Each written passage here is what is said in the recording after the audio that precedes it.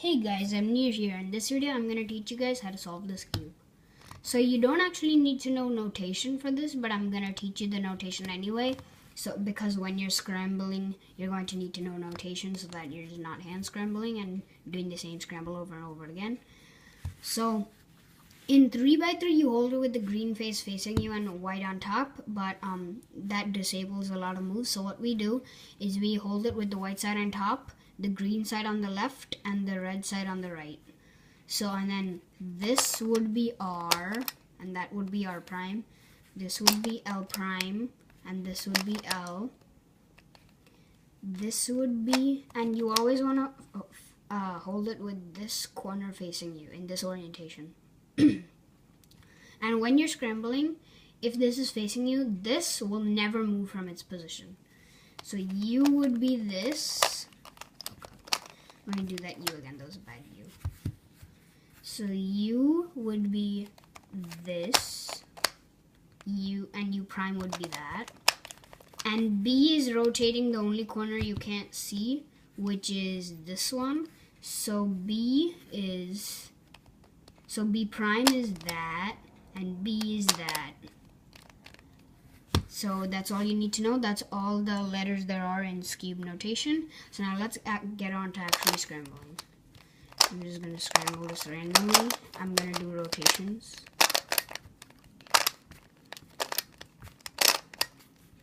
I average about 14 seconds on the skewb, if you guys were wondering. And at my second competition, which I'm going to in 13 days, I'm going to try to get the qualifying time so I can compete in nationals. So first I'm going to give you guys a quick, overview of the method that I'm teaching you. So I think this is Sarah's beginner's method, I'm not sure. So, but the first step is you solve a layer. So, you solve a layer like that with like headlights like that. And then you start matching the center with its headlight, but since blue and green are opposites, you can't do that. And you do a sledgehammer to match it in, like that. And we got one more over here, and then here. Sorry if the camera moved. And the red goes over here. And then once you have all the centers in their correct places, then you can go on to the last layer, where you just need to know one algorithm to solve the whole thing. And really, to solve the skewb, you only need to know one algorithm, and that practically solves the whole thing. And I'm going to teach you how to solve the skewb.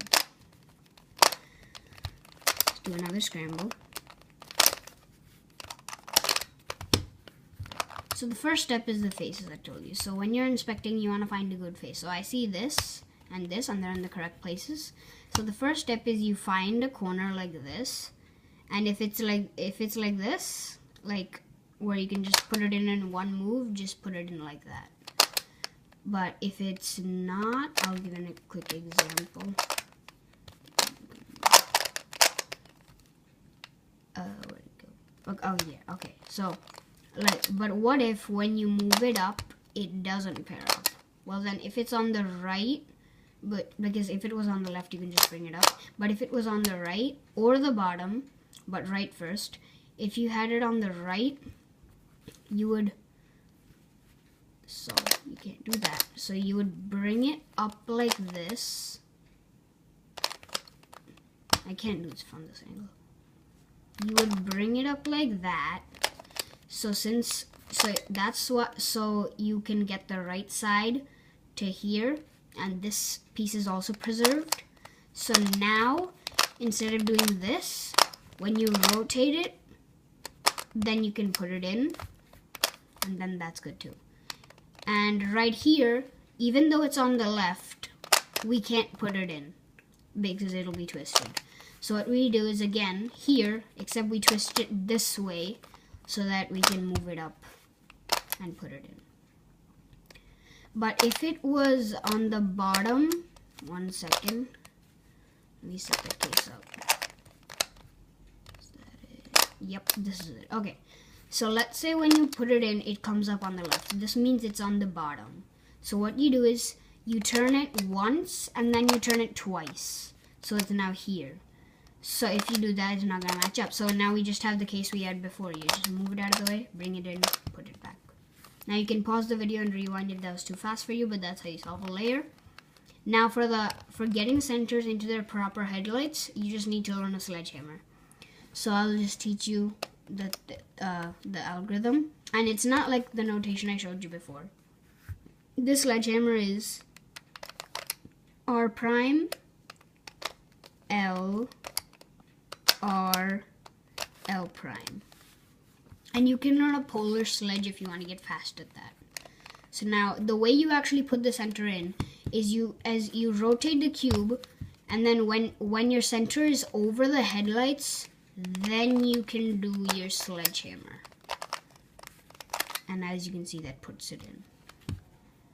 So I'm just gonna insert one more time like that. And I'm doing the polar sledge, and oh, that didn't work. Okay. So I'm just gonna try to get a case where's the right one? Okay, right here. Okay, so let's say you're solving and the opposite color of your face is right here.